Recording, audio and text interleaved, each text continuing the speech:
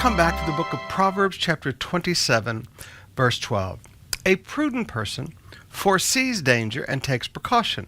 The simpleton goes blindly on and suffers the consequences.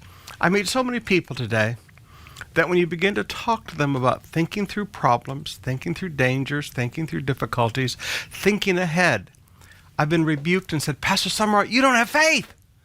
Excuse me? That's not faith, Pastor.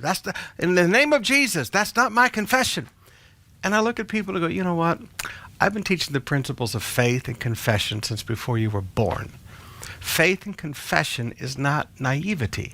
Faith and confession faces the fact. Abraham faced the fact that his body was as good as dead and still chose to believe. But having faith in God doesn't mean that you don't face facts. Now, a prudent person here foresees danger and takes precautions.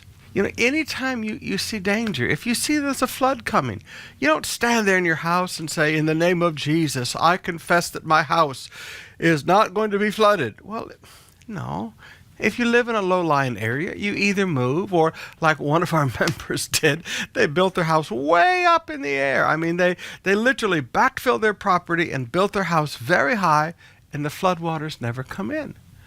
Now, brothers and sisters, each one of us in life has to recognize that faith does not mean that, you know, we close our eyes and live in this la-la land where we think there's no danger.